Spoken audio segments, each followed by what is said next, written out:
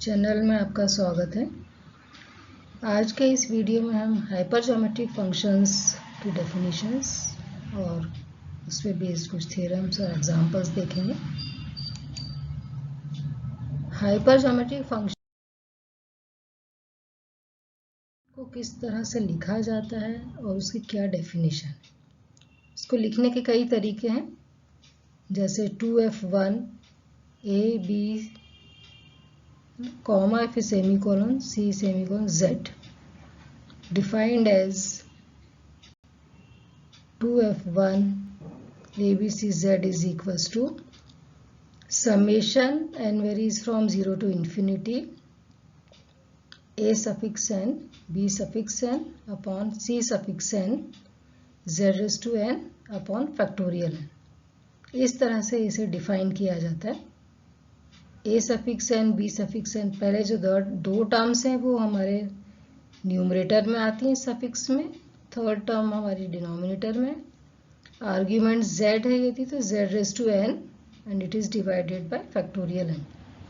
इसको इस तरह से भी लिखा जाता है। 2f1 a और b ऊपर लिखे हैं हमने और c नीचे, मतलब a suffix n b suffix n numerator में and c suffix n denominator में।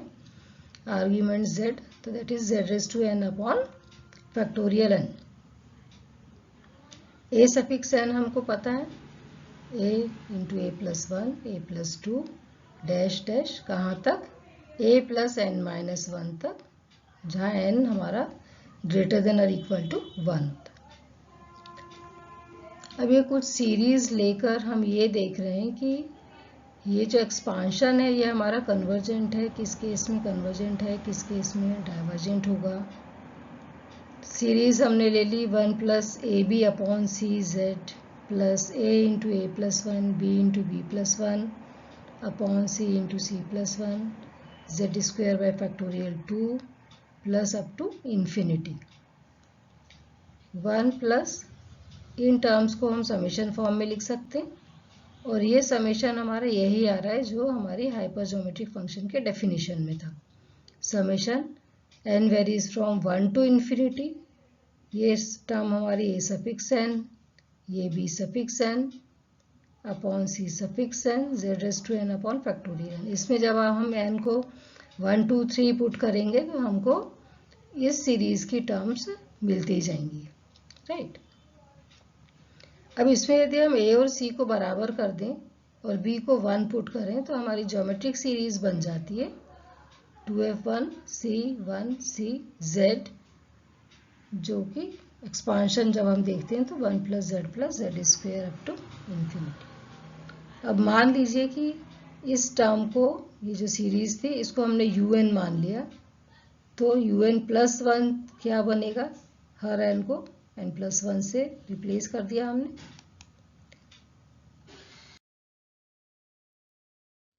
un प्लस 1 अपॉन un निकाला हमने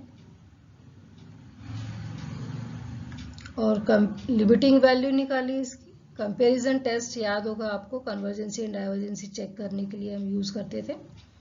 तो limiting value of un plus 1 upon un आ रही है मॉड z। तो यदि याद हो आपको तो ये वैल्यू यदि 1 से छोटी होती है तो सीरीज कन्वर्जेंट होती है और यदि ग्रेटर देन 1 होती है तो सीरीज डाइवर्जेंट होती है। इस तरह से हम देखते हैं कि ये सीरीज मॉड z के वैल्यू पर डिपेंड करता है कि कन्वर्जेंट है या डाइवर्जेंट। सिमिलरली एक टेस्ट और लगाकर इन्होंने चेक किया है सीरीज कब कन्वर्जेंट है कब डाइवर्जेंट है, तो आप देखिएगा। हम आगे बढ़ते हैं, थ्योरम पे आते हैं। Prove that 2f1 abcz is equal to gamma c upon gamma b gamma c minus b integral 0 to 1 t raise to b minus 1 1 minus t raise to c minus b minus 1 1 minus t z raise to minus a dt।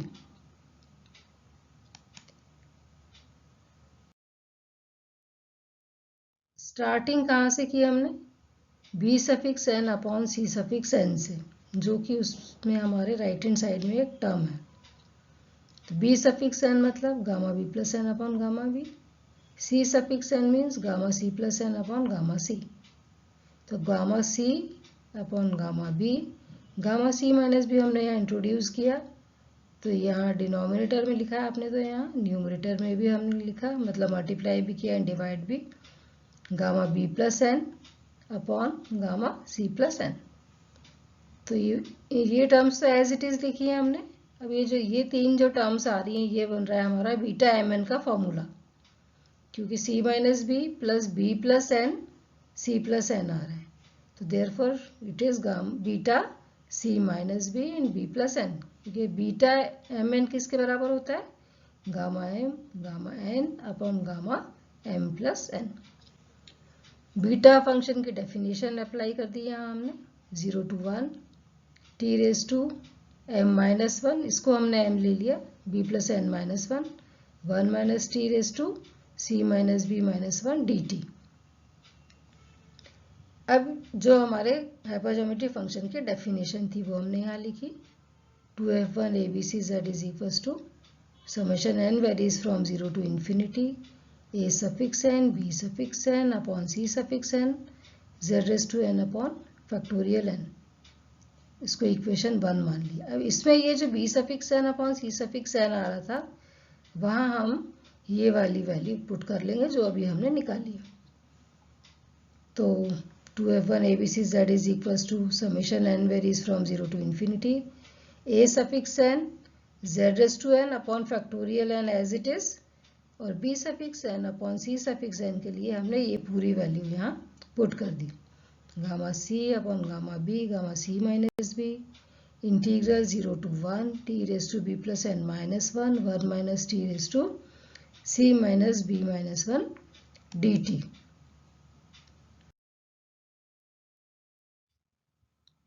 ये term gamma c upon gamma c minus b 0 to 1 t raise to b minus 1 1 minus T raise to C minus B minus 1। अब जिनमें n वाली जो terms थी हमने वो साथ में लिख ली, और यहाँ हमने समेशन लगा दिया n varies from 0 to infinity, क्योंकि समेशन में n वेरी कर रहा है, ये सब n से इंडिपेंडेंट है, इसलिए हम इनको समेशन से बाहर लिख सकते हैं। This is your equation number 2। अब बायनोमियल थ्योरम से हमको पता है कि 1 minus x raise to minus a is equals to 1 plus a x plus minus a minus 1 x square by factorial 2 plus dash dash. Summation form में यदि हम इसको लिखें तो ये बन जाएगा हमारा a suffix n x raise to n upon factorial n. जब एन को आप 0 पुट करेंगे तो आपको 1 मिल जाएगा, जब एन को 1 पुट करेंगे तो आएगा ए suffix 1 means A only, x की पावर 1 ए एक्स अपॉन फैक्टोरियल 1। जब ए 2 पुट किया तो हमको ये वाली टर्म मिल जाएगी, राइट। अब इस एक्सपांशन में हमने x को tz पुट किया। tz इसलिए पुट किया क्योंकि हमारे पास यहाँ tz रेज टू n है, इसलिए यहाँ x को tz पुट करेंगे तो हमें tz रेज टू n वाली टर्म मिलेगी। बेसिकली ये पूरा हमारा समेशन इसके बराबर हो जाएगा, राइट। तो 1 minus tz raise to minus a is equals to summation n varies from 0 to infinity a suffix n tz raised to n upon factorial n। मतलब ये जो समेशन वाली टर्म थी, ये टर्म किसके बराबर आ गई, 1 minus tz raised to minus a। ये वैल्यू हम यहाँ पुट कर देंगे इक्वेशन 2 में। 1 abcz is equals to, ये तो हमारा पूरा एज इट इज चल रहा है, यहाँ हमने 1 minus t z raise to minus a d t कर दिया। अब आप देखिए यही हमको पूरा प्रूव करना था। इसी स्टेटमेंट को सेकेंड पार्ट हम ये कर सकते हैं कि t raise to b minus 1 की जगह t raise to a minus 1 यदि लिया जाए, क्योंकि ए और बी दोनों न्यूमरेटर के हैं हमारे टर्म्स, तो यहाँ आपका 1 minus t z raise to minus b आ जाएगा। बाकी terms as it is, c minus B minus 1 की जगह c माइनस ए माइनस 1, और accordingly gamma c upon gamma a gamma c minus. तो यही स्टेटमेंट इस तरह से भी लिखा जा सकता है। इसको प्रूव करने के लिए, फर्स्ट पार्ट को प्रूव करने के लिए आपने बी सफिक्स एन अपॉन सी सफिक्स एन से स्टार्ट किया था। इस पार्ट को प्रूव करने के लिए हमें ए सफिक्स एन अपॉन सी सफिक्स एन से स्टार्ट करके सेम स्टेप्स रहेंगी और हम इसको प्रूव कर सकते हैं। आप ट्राई कीजिए इसको। नेक्स्ट थ्योरम है गॉसेस थ्योरम, इंपॉर्टेंट है ये भी। If c is neither zero nor a negative integer, zero भी नहीं है नेगेटिव भी नहीं है, मतलब positive, and real of c minus a minus b is also positive greater than 0, then 2f1 a b c 1 argument 1 है, right? This is equals to gamma c minus a minus b upon gamma c minus a gamma c minus b। तो Gauss's theorem के statement में हमने देखा कि argument 1 है और हमें ये प्रूव करना है। तो एक हिंट हमको यहाँ मिलता है ये कि जहाँ भी आर्ग्यूमेंट 1 आएगा वहाँ हम गॉसेस थ्योरम अप्लाई कर सकते हैं, राइट? इसको प्रूव करने के लिए हम पिछली थ्योरम का यूज करेंगे। 2f1 abcz is equals to gamma c upon gamma b gamma c minus b 0 to 1 t raise to b minus 1 1 minus t raise to c minus b minus 1 1 minus t z raise to minus a d t. हमने पहला वाला जो part था वो हमने लिया। अब z को 1 पुट किया क्योंकि हमें यहाँ 1 चाहिए। 2f1 abc 1 left hand side हमारा वो आ गया जो कि हमारे गॉसेस थ्योरम के स्टेटमेंट में।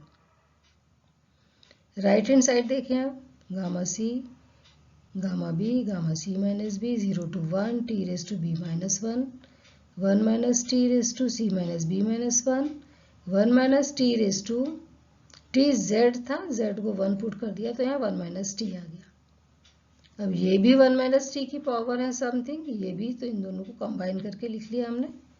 बाकी पूरा एज इट इज है, कोई चेंज नहीं है।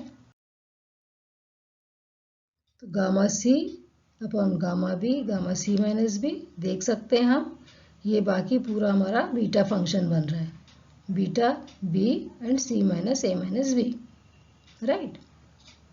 अब इसमें हमने beta m n is equals to gamma n upon gamma m plus n n लगा दिया। अब देख लीजिए क्या टर्म्स कैंसिल हो रही हैं। गामा सी बचेगा, gamma b and gamma b cancel हो रहा है, तो gamma c minus a minus b gamma c minus b gamma c minus a, यही हमको प्रूव करना था।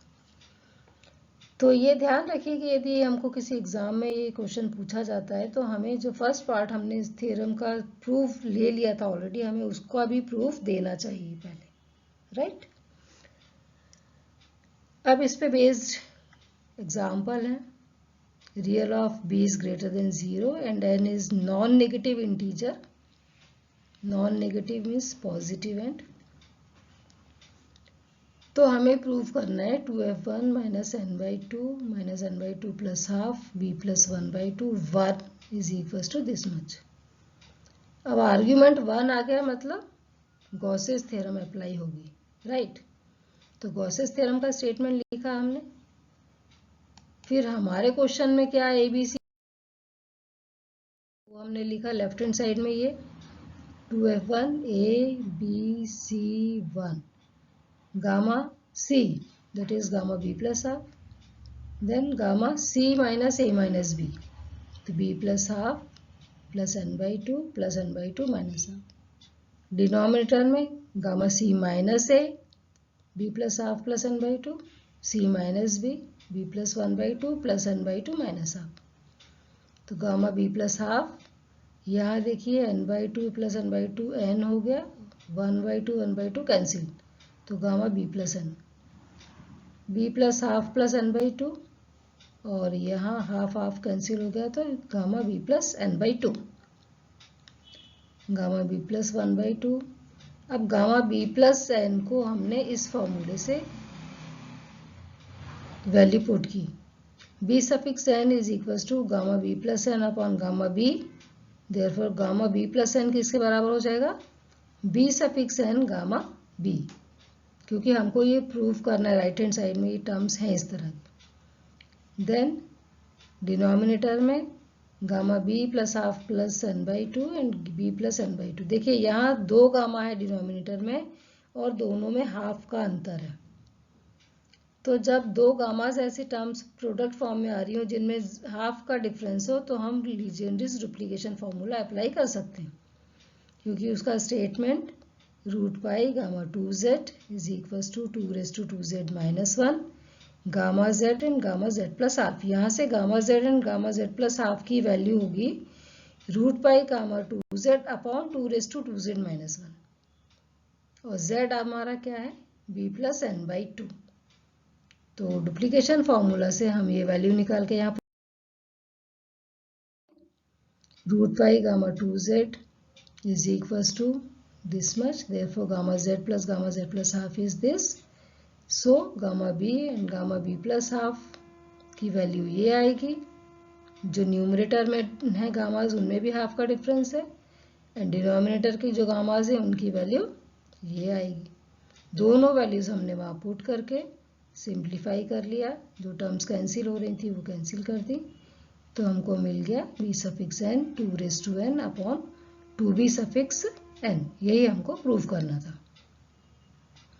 तो इस तरह से हमने देखा कि कैसे जो थियरम्स पढ़ी हैं हमने या फॉर्मूलेस पढ़े हैं उनका उपयोग हमको न्यूमेरिकल टाइप के जो क्वेश्चंस हैं उनमें करना है।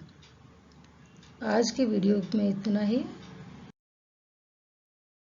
इस वीडियो में कुछ और हम एक्सरसाइज के क्वेश्चंस करेंगे। धन्यवाद।